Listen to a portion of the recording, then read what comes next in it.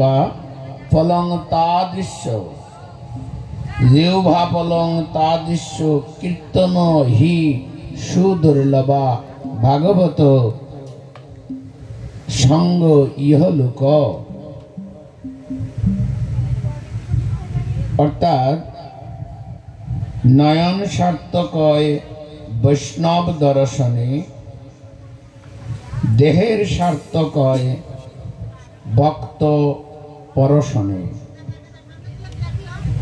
রসময় ফলজানি ভক্তের কীর্তন, এ হেতু সংসারে সুদুর্লভ বৈষ্ণবগণ। কথা বলবেন না, কথা বলবেন না, কথা না বলে কাজ করতে হবে ইশারায়। ভাগবত আসরে কথা বললে আপনি দূষিত হয়ে গেলেন, নর্দমার কীট হয়ে গেলেন। যদি ভালো লাগে না তাহলে দূরে সরে যাবেন, কিন্তু ভাগবতে কথা বলা যাবে না।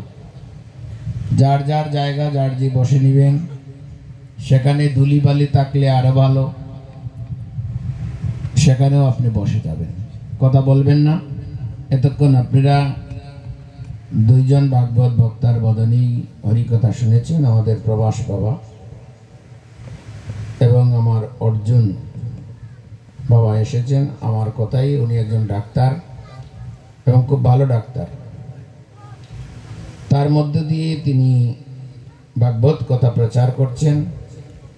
দুইজনের শ্রী বদনে আপনারা হরিকথা শ্রবণ করলেন। একজন আধ্যাত্মিক এবং জাগতিক জগতের কথাগুলো তুলে ধরলেন, আর সর্বশেষ আপনাদের মধ্যে উপদেশ দেওয়া হলো, গৃহে যদি পিতামাতার সেবা না হয় তাহলে এর দ্বারা গোবিন্দ সেবা হবে না। আর আপনারা তো নিজেই প্রমাণ আছেন, কতজন পুত্রের উপর, সন্তানের উপর কষ্ট পেয়ে জীবন ধারণ করছে, মৃত্যুবরণও করে ফেলেছে। সন্তানের কারণে মৃত্যুবরণ করেছে অনেকজন, একজন দুইজন নয়। ওটা শুধু সন্তানের দোষ নয়, ওটা যে জন্ম দিয়েছে তারও দোষ ছিল। জন্মটা যদি ভালো না হয় তাহলে পরবর্তীতে তার জন্য পস্তাতে হবে, তার হাতে লাঞ্ছিত হতে হবে, নির্যাতিত হতে হবে, এবং তোমার দ্বারা গোবিন্দ সেবা কখনোই সম্ভবপর হবে না। তাবৎ ভ্রমতি সংসারে পিতর পিণ্ড তৎপরা। তুমি তোমার দেহটাকে কুকুর শ্রীগালের দেহ মনে করে যদি চলাফেরা করো, তাহলে তোমার ঘরে কুকুর শ্রীগালে জন্ম নিবে, মানুষ হয়ে এরা এই কুকুর শ্রীগালের মতো ব্যবহার করবে। আর তুমি যদি মানুষের মতো ব্যবহারটা করো, আচার আচরণ করো, তাহলে প্রকৃতপক্ষে তোমার ঘরে মানুষেরই জন্ম হবে। তার দ্বারা তোমার লাঞ্ছিত, অপমানিত, নির্যাতিত হতে হবে না। এই জন্য খুব সাবধান। মাতৃদূষেণ পুত্র দুষ্টতা, পিতৃদূষেণ মূর্খতা। মায়ের দোষে পুত্র দুষ্ট হয় আর পিতৃদোষে মূর্খ হয়, বংশ দোষে কৃপণ হয়, হিসাব না করে চললে ভিখারি হতে হয়। উভয়টাকেই মানতে হবে। আপনি আজকে এই অঙ্গন আপনারা সবাই জানেন, প্রত্যক্ষ বা পরোক্ষভাবে আমার দখলে আছে। আমারই একটা জায়গা, যদি কোনোখানে জায়গা না মিলে তাহলে এখানে জায়গাটা যেখানে বসে আছেন এটা কিন্তু পুরোটা আমার দখলে। যদি এখন কেউ জোর করে দখল করে থাকে তাহলে আমি কিছু করতে পারবো না। অদূর ভবিষ্যতে এই অঙ্গনে রাধা মাধব, রাধা রাস বিহারীর সেবা, রাধা ব্রজকিশোর মন্দির নামে এটা প্রতিষ্ঠিত। রাধা ব্রজকিশোর মন্দির নামকরণ হয়েছে যেদিন এই মন্দিরের ভিত্তিপ্রস্তর স্থাপন করা হয়, সেই দিনই এই মন্দিরের নাম দেওয়া হয়েছে রাধা ব্রজকিশোর মন্দির। অতি শীঘ্রই রাধা ব্রজকিশোরের নিত্য সেবার ব্যবস্থা করা হচ্ছে। অতি শীঘ্রই প্রতিদিন ভক্তগণের প্রসাদের ব্যবস্থা হচ্ছে। অতি শীঘ্রই রাধা ব্রজকিশোরের সন্ধ্যা আরতি থেকে মঙ্গল আরতির ব্যবস্থা জন্য আমরা প্রস্তুতি নিচ্ছি। এবং ইতিমধ্যেই আমি শুনতে পেয়েছি, আমি যদিও না আসি, আমি শুনতে পাচ্ছি আমার মাতা প্রভাতী এবং নারায়ণের অশেষ মহাবদান্য, অর্থাৎ অনেক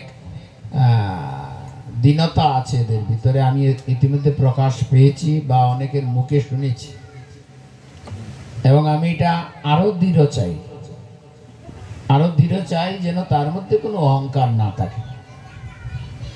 আপনারা যারা ইউটিউব এবং ফেসবুক দেখেন, বাংলার বুকেই অনেক মন্দির এখন কুকুর শ্রীগালে প্রস্রাব করতেছে, গরু বাঁধা আছে, সেবা নেই, মন্দির রক্ষা করারও কেউ নেই।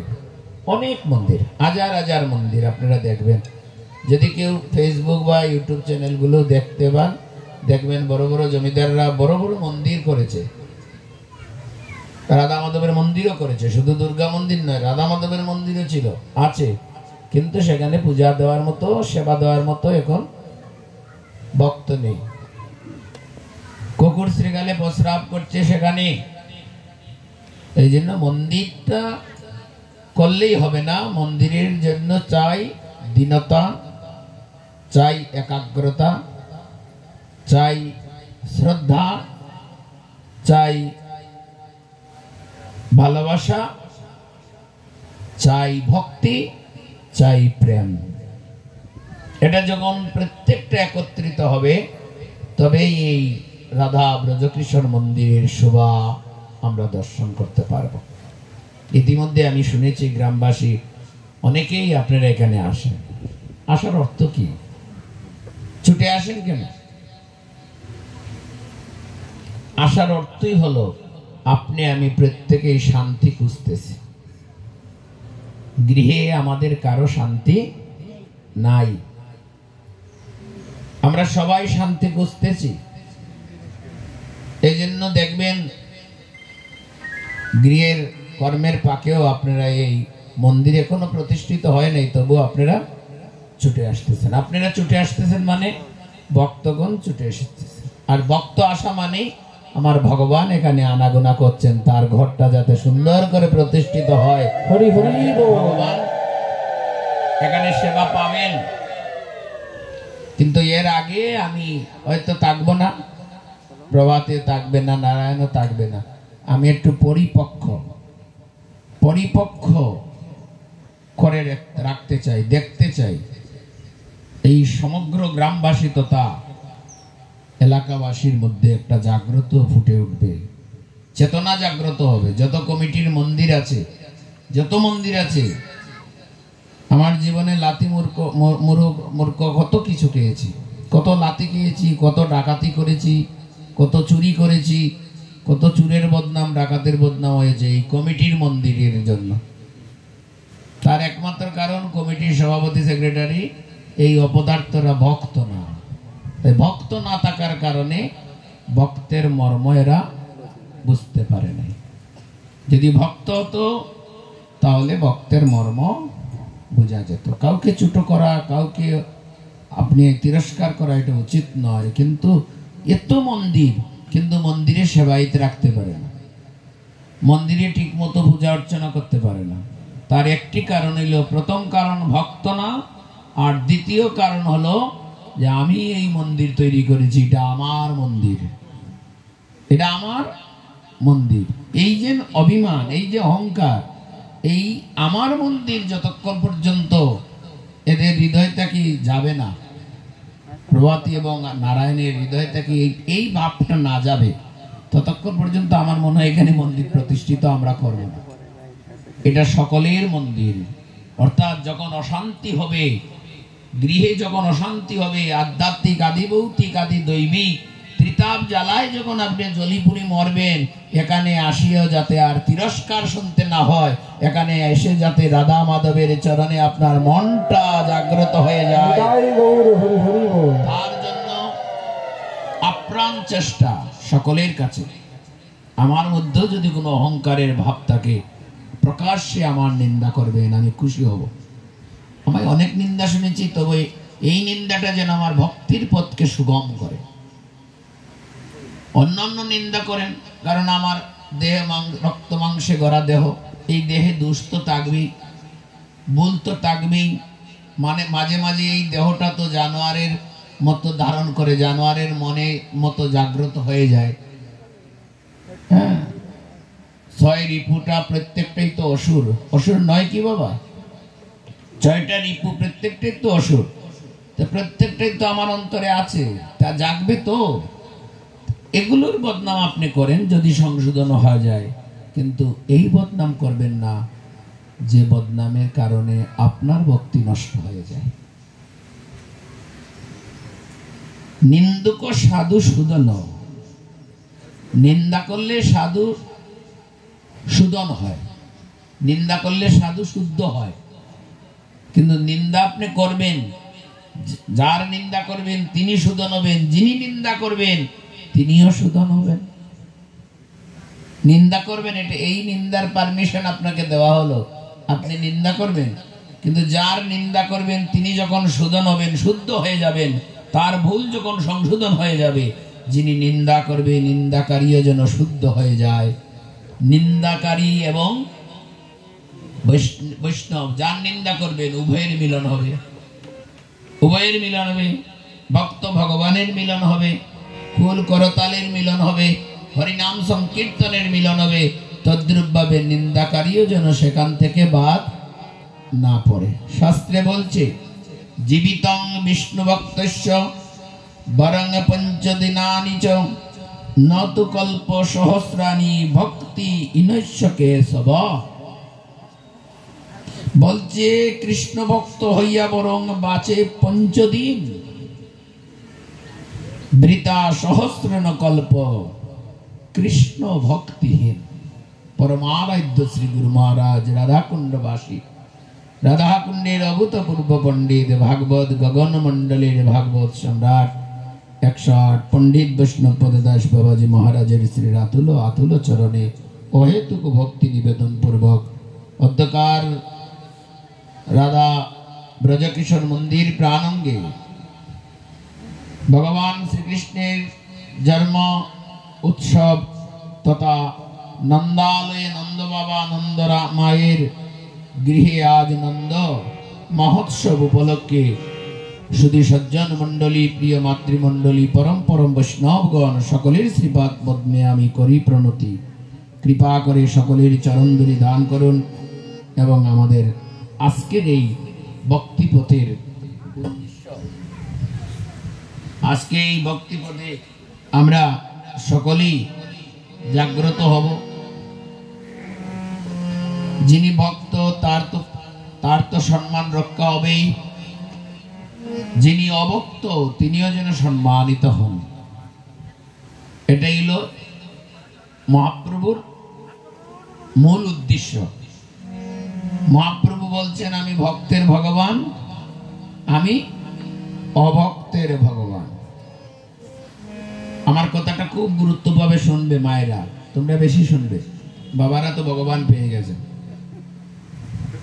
তোমরা বেশি শুনবে। আর এখানে যখন আসবে সেরকম তিলক দিয়ে আসবে, যাওয়ার সময় বুঝতে ফেলবে। আবার যদি দেখা যায় এত বড় একটা হিন্দু এরিয়া, লঙ্গি পরি কেন থাকবে, ধুতি পরি কেন আসবে না, তিলক কেন দিবে না, গলায় কেন মালা থাকবে না? এই কারণেই এই মন্দির হয়তো প্রতিষ্ঠিত হচ্ছে। আর আপনাদের আরেকটা জিনিস জানা প্রয়োজন, যেখানে রাধা মাধবের মন্দির প্রতিষ্ঠিত হয় বা হতে যাচ্ছে বা হয়েছে, ষড়গোস্বামীগণের মাধ্যমে গুপ্ত গুপ্ত মন্দিরগণ মহাপ্রভু উদ্ধার করে সেখানে সেবা অর্চনার ব্যবস্থা করেছেন। এই যে এই ভূমি পুত পবিত্র কেন হলো? শাস্ত্র বলছেন যে স্থানে মহান মহান বৈষ্ণবগণ উপস্থিত হন, সেই স্থান সর্বদা পুত পবিত্র হয়ে যায়। যেসাং পাদরজনৈব প্রাপ্যতে জাহ্নবী জলং নর্মেদং যমুনাশ্চৈব কিন পুন পাদ জলয়ম। অর্থাৎ যাদের পদধূলি দ্বারা অভিষিক্ত হলে অর্থাৎ দেহ মস্তকে সেই পদধূলি ধারণ করলে এখানে গঙ্গা, যমুনা, নর্মদা এমনকি সমস্ত তীর্থ স্নানের ফল লাভ হয়। বৈষ্ণবের চরণ ধূলি গায়ে মাখা মাত্র আপনার কি হয়? স্নান হয়ে যায়। আপনি যদি বৈষ্ণবের চরণ ধূলিটা মস্তকে ধারণ করতে পারেন তাহলে আপনার স্নান হয়ে গেল। বলে কিসের স্নান হলো? গঙ্গা স্নান হলো। হলো তো? কি স্নান হলো? গঙ্গা স্নান হলো। তো গঙ্গা স্নান কেন হলো? বলবে যার পদধূলিতে, যে ভক্তগণের পদধূলিতে অবগায়ন করলে গঙ্গা, যমুনা, সরস্বতী এমনকি নর্মদা, সিন্ধু, ভাগীরথী সকল নদী, সকল তীর্থগুলো এখানে উপস্থিত হয়ে যায়। যেখানে সকল তীর্থ উপস্থিত হয়ে যায় এখানে তো আর কারো বাড়ি থাকে না। এই স্থানটা তখন তীর্থস্থানে রূপান্তরিত হয়। বৈষ্ণবের পদধূলির মাধ্যমে সেই স্থান হয়ে যায় তীর্থস্থান। তা আপনি সেই স্থানে বসে আপনি স্নান করছেন, ভাবতে হবে কোনো না কোনো জন্মে, কোনো না কোনো যুগে, হয়তো সত্য যুগে, হয়তো ত্রেতা যুগে, হয়তো দাপর যুগে, কোনো না কোনো যুগে এখানে কোনো এক সময় রাধা ব্রজকিশোরের মন্দির ছিল। তাই আজকে কোনো না কোনো ভক্তের মাধ্যমে আবার সেই ব্রজকিশোর মন্দির প্রতিষ্ঠা হতে যাচ্ছে।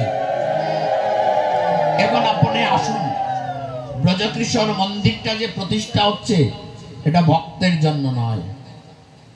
খুব মনোযোগ দিয়ে শুনবেন, ভক্তের জন্য নয়, অভক্তকে ভক্ততে রূপান্তরিত করা। আপনি যদি অভক্তকে সম্মান না করেন তাহলে আপনি সম্মান পাবেন কি করে? অমানি না মানে তো কীর্তনিয়া সদাহরি, মহাপ্রভুর কথা। যাদের মান নাই, যাদের ললাটে তিলক নাই, যাদের গলায় মালা নেই, যাদের পরনে ধুতি নেই, যাদের গলায় উত্তরী নেই, যাদের হাতে জপতলি নেই, তুমি তিরস্কার করে নয়, তুমি তিরস্কার করে নয়, হিংসা করে নয়, অভিমান অহংকার করে নয়, তুমি তাকে ভালোবাসার প্রেমের ডুরে আবদ্ধ করে এই ব্রজকিশোর মন্দিরের মধ্য দিয়ে তোমার এই প্রচার শুরু হোক। তুমি তাদেরকে ভক্তে রূপান্তরিত করে এই মন্দিরটাকে পুনর্জাগ্রত করো। তাই আমাকে যখন বলেছিল আমি বাধা দিয়ে দিতাম। এই 200-100 ভক্তের, আমার মনটা তো ছোট, তাই মনে করি 200-100 ভক্তের সেবা দিলে তো টাকা চলে যাবে, ছাদ দিব কিভাবে, ইট লাগাবো কিভাবে, এই চিন্তা করতেছি। বলে বন্ধ কর। তা আমি বারবার বন্ধ করি, সে লুকিয়ে লুকিয়ে করে ফেলে। দেখা যায় যে খারাপ হচ্ছে না। আজকেও আমি আসবো না, এখানে পর্বদিন, এই দিন পরের বাড়ি গেলে বেশি টাকা হয়, নিজের বাড়ি থাকলে টাকা পয়সা কম হয়, তো ইচ্ছা করি আমরা বাদ দিয়ে দিয়েছি। এরপরে সেতিয়ে দিয়েছে আমার এক সন্ত্রাসী বাহিনীকে যে আমার আসতেই হবে। হ্যাঁ, তা আমি কালকে কুটালিপাড়া রাত্রে ছিলাম, সেখান থেকে অভিষেক করলাম গোপালগঞ্জ। আজকে 7টার ভিতরে নিজেই রান্না শেষ করেছি, করে এখানে আসতে বাধ্য হয়েছি একটি কারণেই, যে আমি আপনাদের বদনটুকু দর্শন করব, যেন আগামীতে এই মন্দির রক্ষা করার দায়িত্ব আপনাদের উপরেই পড়ে। আপনারা সেই দায়িত্ব, আর আপনাদের পদধূলিতে এই স্থান তীর্থে রূপান্তরিত হবে একদিন। আমি যদি বৈষ্ণবের কোনো একটি অঙ্গের সেবা দিতে পারি, বৈষ্ণবের কোনো একটি অঙ্গের সেবা যদি আমার মাধ্যমে হয় জন্মে, তাহলে আমি কথা দিলাম, আমার কথা হলো এই স্থানকে আমি আপনাদের সহযোগিতায়, আপনাদের পদধূলিতে তীর্থে রূপান্তরিত করে আমার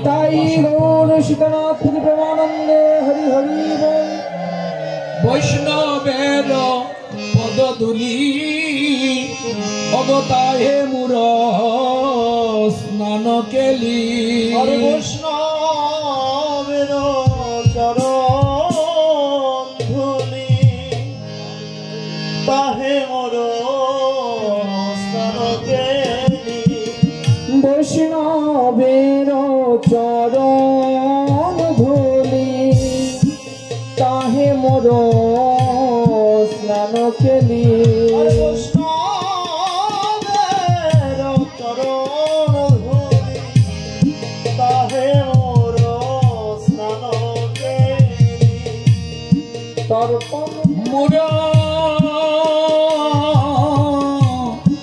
বৈষ্ণবের নাম রে অর্পণ মোর বৈষ্ণবের দর্পণ মোর বৈষ্ণবের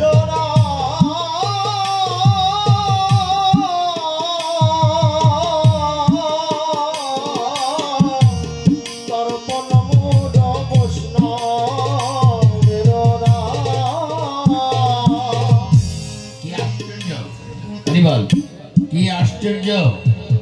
এই দুটি কথার ব্যাখ্যা আপনি কিভাবে সমাধান করবেন? আপনার হৃদয়ে মন্দিরে স্থান নিতে হবে।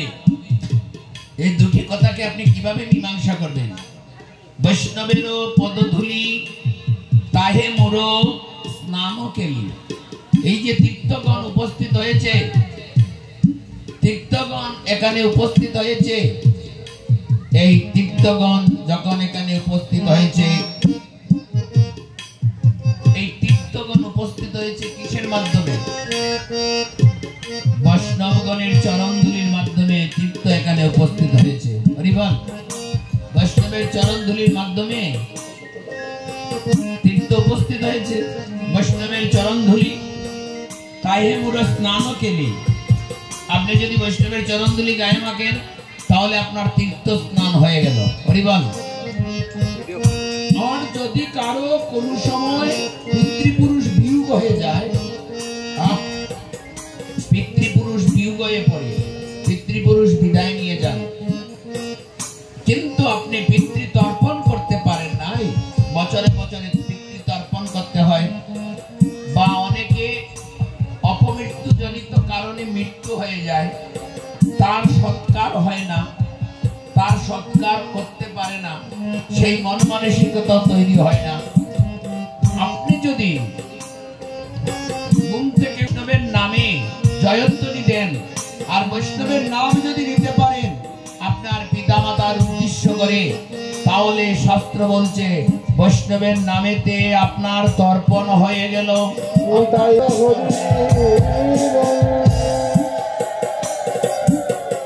কৃষ্ণ ভক্ত হইয়া বরং বাঁচে পঞ্চদিন,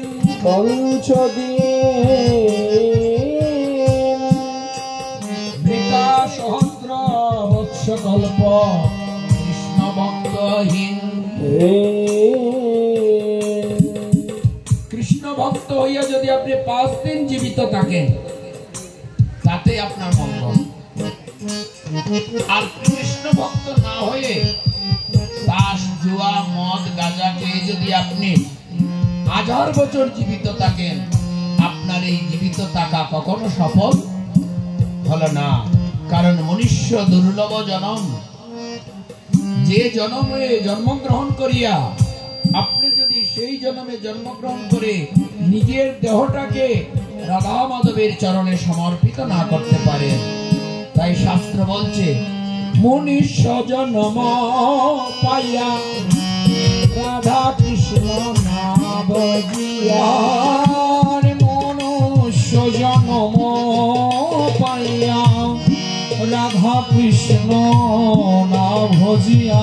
মনুষ্য জন্ম পাইয়া রাধা কৃষ্ণ নাম ভজিয়া। জানিয়া শুনিয়া বিষয় কাহিনু হে, জানিয়া শুনিয়া বিষয় কাহিনু, জানিয়া শুনিয়া বিষয় খাইনু, জানিয়া শুনিয়া বিষয় খাইনু, জানিয়া শুনিয়া বিষয় খাইনু। মনুষ্য জন্ম পাইয়া রাধা কৃষ্ণ নাম ভজিয়া, জানিয়া শুনিয়া বিষয় খাইনু। যে মনুষ্য কুলে জন্মগ্রহণ করে এই অপূর্ব কৃষ্ণা জন্মাষ্টমী তিথি মন আনন্দে পালন করতে পারল না, আনন্দ করে পালন করতে পারলো না, নন্দ উৎসব করতে পারলো না। আরে বাবা, 100 মণ দুধের দরকার নেই, তুমি 250 গ্রাম দুধ দিয়ে পরমান্ন করে নন্দ উৎসব করো, তাতে দোষ নেই। 250 গ্রাম দুধ জ্বালিয়ে একটু পরমান্ন করে ভগবানের নামে নিবেদন করো। ভগবান, তুমি এই দিন নন্দ বাবার করে সর লবণী মাখন চানা কত দধি দুগ্ধ ঘৃত ছানা তুমি ভক্ষণ করেছিলে, কিন্তু আমার তো সেই ক্ষমতা নেই। আমি অর্থহীন, সম্পদহীন, গাভীহীন, আমার ঘরে গাভীও নাই। আমি সেই দুধ দিয়ে তোমাকে স্নান করাবো, তোমার নন্দ উৎসব করব, তোমার নামে উৎসব করব, কিন্তু আমি অল্প দুগ্ধ তোমার নামে নিবেদন করছি। সেই দুগ্ধ মনমত দুগ্ধ রূপে তুমি গ্রহণ করে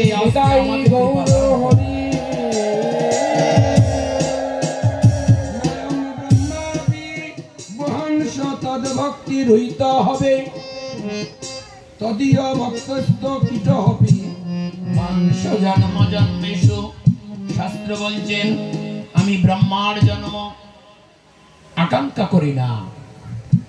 যদি এই ব্রহ্মা কৃষ্ণ ভক্ত না হয়, খুব মনোযোগ দিয়ে শুনবেন, আমি ব্রহ্মা জন্ম আকাঙ্ক্ষা করি না যদি এই ব্রহ্মা কৃষ্ণ ভক্ত না হন।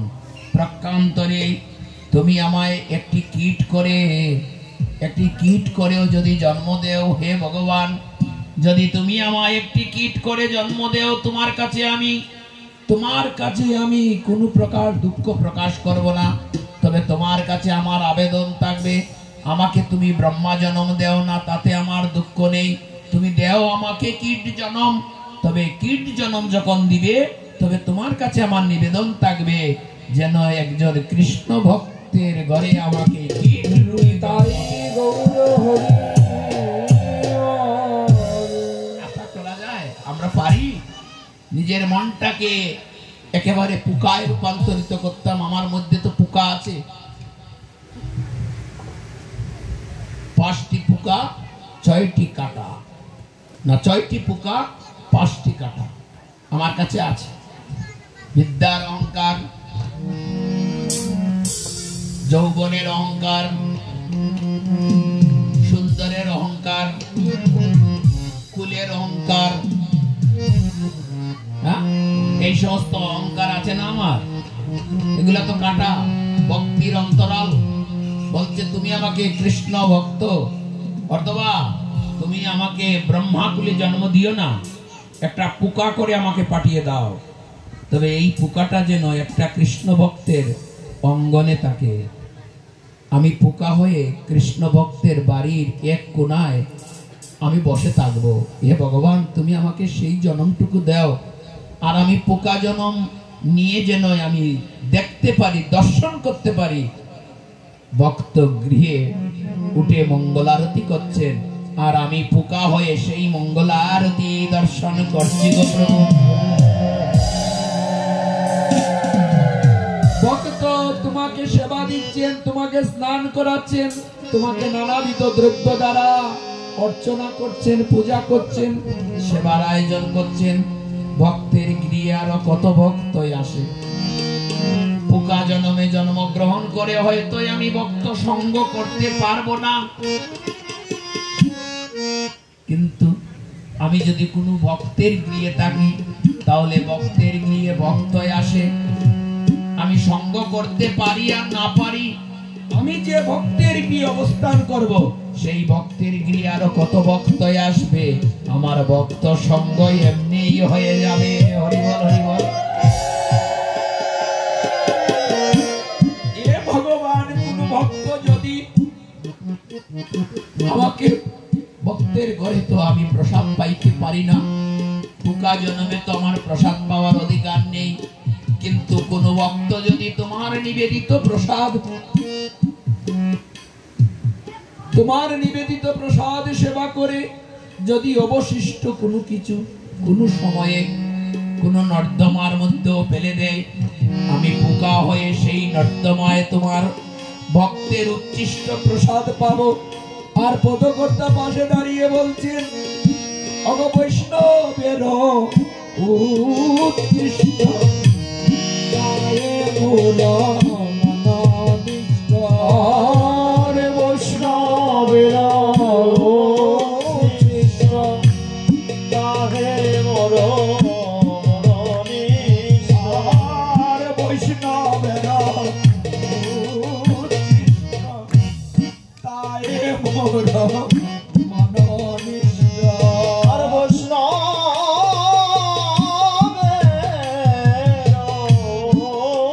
শ্রেষ্ঠ তাহে মোর মনোনিষ্ট বৈষ্ণবের নামে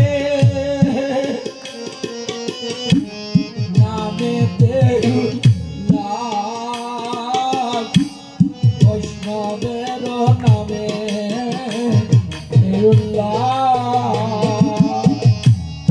বৈষ্ণবের নামেতে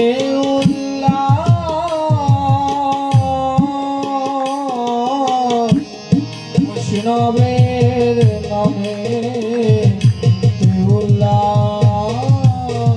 বৈষ্ণব ঠাকুর আমায় দয়া বৈষ্ণব ঠাকুর দয়া করো বৈষ্ণব ঠাকুর আমায় দয়া বৈষ্ণব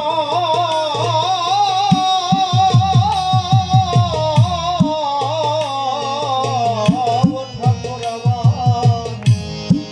দয়া করো আমি বহু জনমে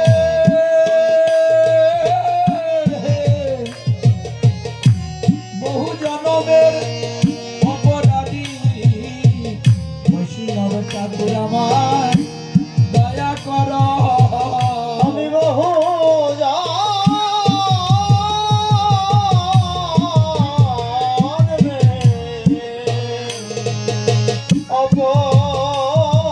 অপরাধী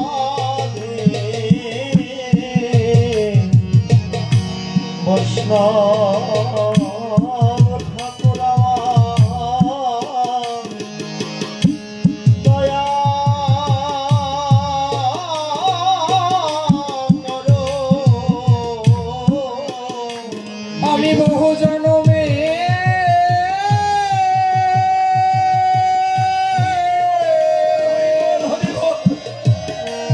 বহু জনমে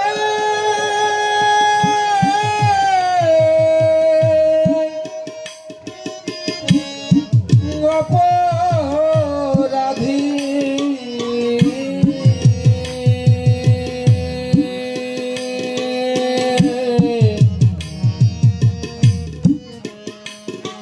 বৈষ্ণব ঠাকুর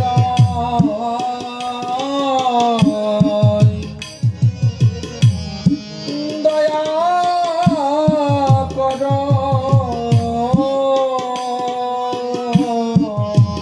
তোমার দয়া করার স্বভাব আছে তোমাদের দয়া করা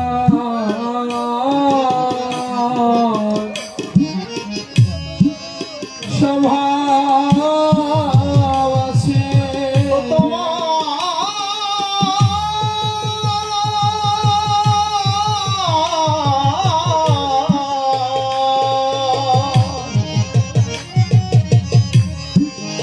দয়া করো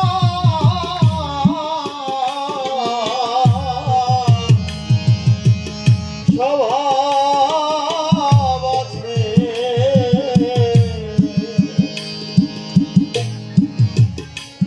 পদতুলি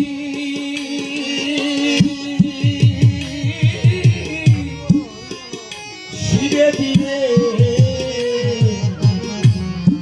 আমার মানব জন কামনা কর তোমাদের পদধূলি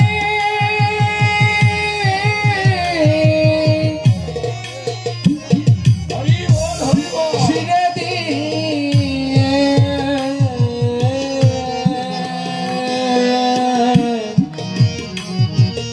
আমার মানব জন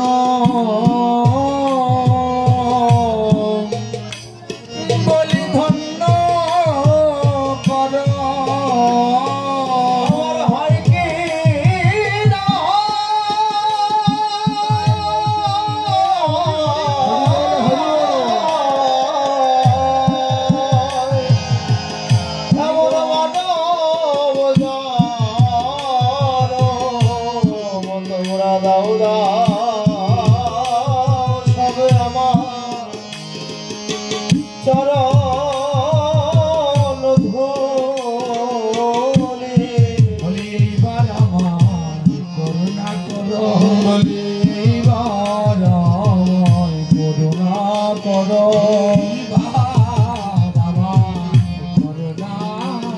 বলি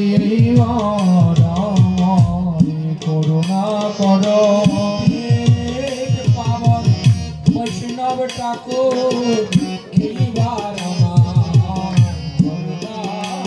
হরে পতে পাবন বৈষ্ণব ঠাকুর এইবার আমায় দয়া করো চরণ ধুলি দাও দাও চরণ ধুলি আমি এই ধুলিতে আজি হব ধুলি দাও দাও সবে চরণ ধুলি আমি এই ধুলিতে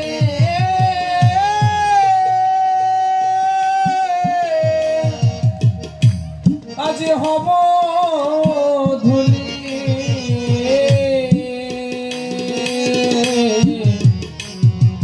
বলে দাও দাও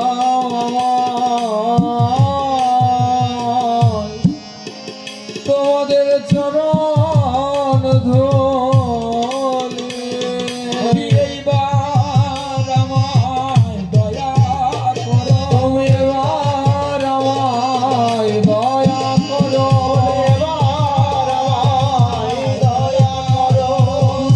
এবার আমায় দয়া করো পাবন বৈষ্ণব ঠাকুর এইবার আমায় দয়া করো পতিত পাবন বৈষ্ণব ঠাকুর এবার দয়া করো তোমাদের চরণ ধুলি শিরে দিয়ে এবার আমায় দয়া করো চরণ ধুলি শিরে দিয়ে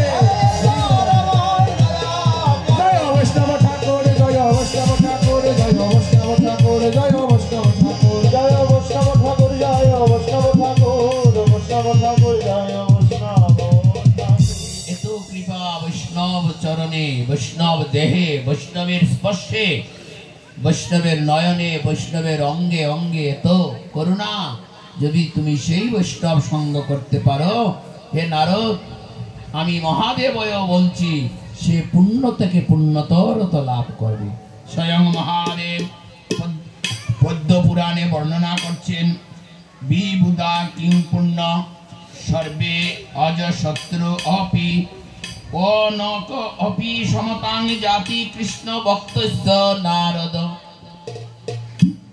দেবাদিদেব মহাদেব বললেন এ নারদ সকল দেবতার কথাই বা কি বলবো স্বয়ং ব্রহ্মা এমনকি ইন্দ্র এরা কেউই কৃষ্ণ ভক্তের সমান নয় স্বয়ং নারদকে দেবাদিদেব মহাদেব বলছেন এ নারদ আমি দেবতার কথা বাদই দিলাম স্বয়ং ব্রহ্মা এমনকি দেবরাজ ইন্দ্র যদি হন তবুও একজন কৃষ্ণ ভক্তের সমান তারা নয় স্বয়ং মহাপ্রভু তার ভক্ত রূপধারী বৈষ্ণব চূড়ামণি ঈশ্বর পুরীপাদের এইভাবে স্তব করেছিলেন হরিবল এইভাবে স্তব করেছিলেন প্রভু বলে গয়া যাত্রা সকল আমার যতক্ষণ দেখিলাম চরণ তোমার হরিবল এই অমনে হয়ে থাকবে বলতে যান তাহলে এই বাড়িওয়ালা আপনাকে বাধা দেয় ফুল তখন মনে মনে বলে যে আমার কত দুর্ভাগ্য আর কোন ঘরে জন্ম না নিয়ে তোমার ঘরেই জন্ম নিলাম হ্যাঁ তুমি জন্ম নিলাম ফুল হয়ে যাব গোবিন্দ চরণে কিন্তু তোমার মতো অবৈষ্ণবের বাড়িতে জন্ম হওয়ার কারণে তুমি ফুলটাকে গোবিন্দ চরণে দিতে পারছো না হরিবল অবৈষ্ণব বলতে তোমাকে আমাকে বলা হচ্ছে না অবৈষ্ণবের মনটাই আলাদা কারণ শুধু তিলক দিলেই মালা দিলেই বৈষ্ণব হওয়া যাবে না মনটা বাক্যটাকে ভালো করতে হবে মনটাকে ভালো করতে হবে মুখের ভাষাটাকে ভালো করতে হবে নালে তো হবে না এখন ফুল আছে বাড়িতে কারো এখানে আছে অনেকে যার বাড়ি আছে মাথা নয়ে বসে আরে গাছ লাগাইছি এটা খবর পাইলো কেমনে ফুল ফুটে তা আমি দেই না তা আবার জানলো কেমনে হ্যাঁ আমরা জানা লাগে না বাড়িতে যাই মাঝে মাঝে অনেক বাড়িতে ফুল রেখে আসতে হবে বাবা